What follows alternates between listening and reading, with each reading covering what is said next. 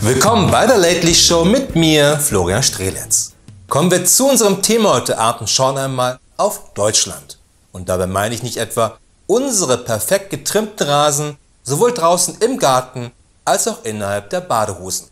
Oder unsere frisch gebohnerten Autos oder die Grillwurst, die seit 15 Minuten bereits auf dem Grill verbrennt, wie Mutti, die in der Sonne eingeschlafen ist. Nur bevor wir loslegen, vergiss bitte nicht den Abo-Button zu drücken und die Glocke, denn jedes Mal, wenn die Show ein Abo mehr bekommt, dann stellt dieses Abo den sogenannten maßgeblichen Herstellungsvorgang dar und dann bekommt diese Show das Gütesiegel Made in a Studio. Aber kommen wir jetzt zu unserem Thema, denn heute Abend geht es hierum. Wir schreiben den 23. August 1887. Der Merchandise Marks Act, das britische Handelsmarkengesetz, wird neu verfasst. Es ist die Geburtsstunde von Made in Germany. Ab sofort müssen deutsche Produkte diesen Schriftzug tragen. Die Messerhersteller aus Sheffield können aufatmen. Immer wieder waren nachgemachte deutsche Messer, Scheren und Rasierklingen auf englischen Ladentischen aufgetaucht. Besonders dreiste Kopien aus dem deutschen Solingen etwa tragen sogar das Sheffield Made-Emblem.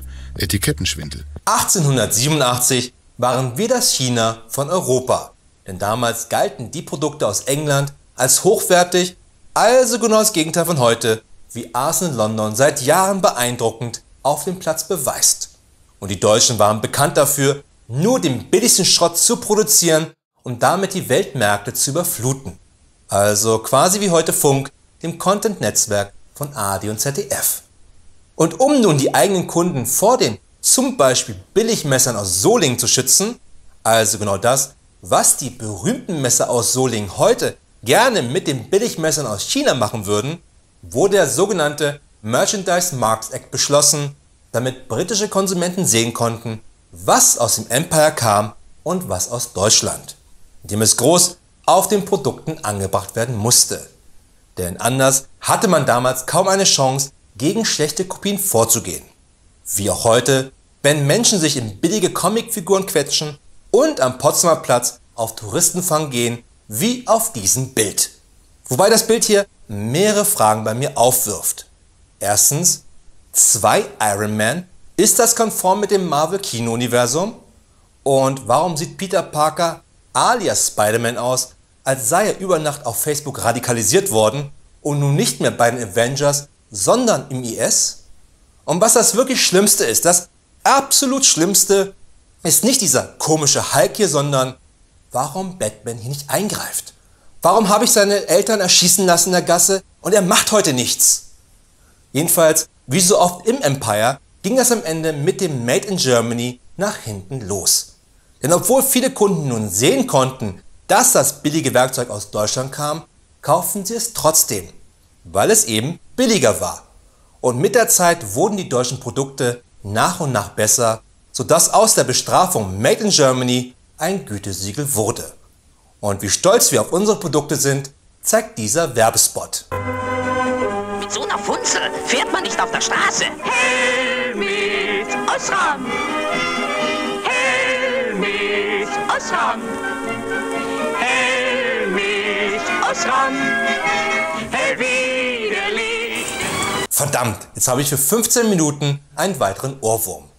Und ich bin mir nicht so sicher, ob das hier wirklich ein zielführender Qualitätstest ist, einfach Osram auf die Glühbirne zu stempeln.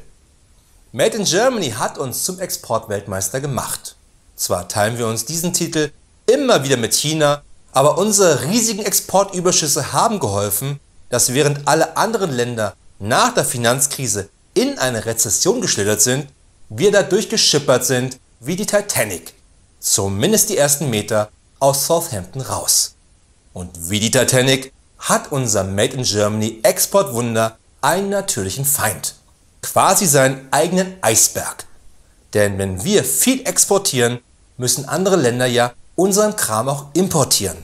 Dementsprechend sind wir nun viel anfälliger bei Wirtschaftskrisen, die unsere Exporte betreffen, wenn genau diese Nachfrage nach deutschen Produkten abebbt.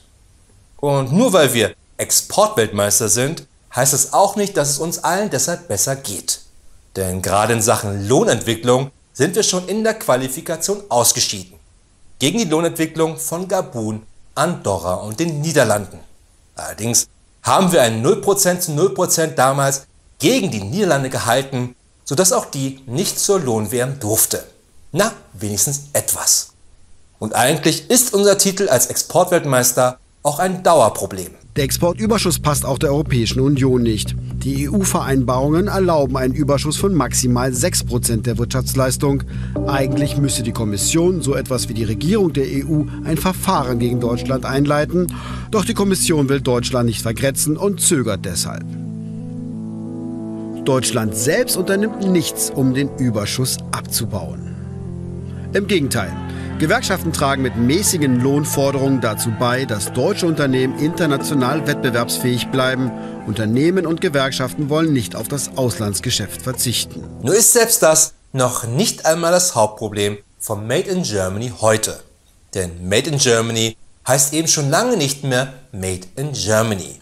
Jeder von uns hat mindestens schon einmal drauf gesessen und ich rede nicht vom Trainerstuhl bei Hertha BSC, sondern von einer, wie wir Berliner sie liebevoll nennen, Kackschüssel von Grohe. Grohe war bis 1999 Weltmarktführer bei sanitären Geräten Made in Germany und wurde dann an Finanzinvestoren verkauft, die überall den Rotstift ansetzten und die Produktion ins Ausland verlagerten. Teilweise ins europäische Ausland, aber auch natürlich nach China. Was dazu führte, dass nun zum Beispiel Wasserhähne in China produziert wurden. Aber Made in China klang nicht nur damals scheiße, also wurden die Wasserhähne in China produziert und verpackt, um sie nach Deutschland zu schicken, wo dann die letzten Mitarbeiter im deutschen Werk, vermutlich alles Betriebsräte, diese nun wieder auspackten und neu verpackten. Und was nach Schildbürger klingt, hatte den Vorteil, dass der sogenannte letzte Produktionsschritt, dieses eigentliche nur Umpacken, hier in Deutschland stattfand und nun auf den Wasserhähnen weiterhin Made in Germany stehen durfte. Diese Praxis haben mittlerweile die Gerichte verboten, aber damit gibt es immer noch ein Problem mit dem Made in Germany. Wirtschaftswunder und Wiedervereinigung steigerten noch den Ruf des Gütesiegels. Made in Germany machte Deutschland zum Exportweltmeister, mittelständische Unternehmen zu Weltmarktführern. Doch wie viel von einem Produkt muss in Deutschland hergestellt werden, damit es das Gütesiegel tragen darf? Alles? Der größte Teil? Oder reicht es, wenn Idee und Konzept aus Deutschland kommen? Dazu gibt es bis heute keine gesetzliche Regelung. Das Siegel ist nicht geschützt. Ja, das wohl wichtigste Verkaufsargument eines deutschen Produktes weltweit ist nicht definiert, ab wann das nicht mehr Made in Germany ist. Also anders als bei den Siegeln bei so ziemlich jeder bekannteren Wurst oder Käse, der explizit in und mit Mitteln aus der Region gefertigt werden muss, um ein Siegel zu bekommen, ist das bei Made in Germany immer noch nicht der Fall. Also fassen wir einmal zusammen.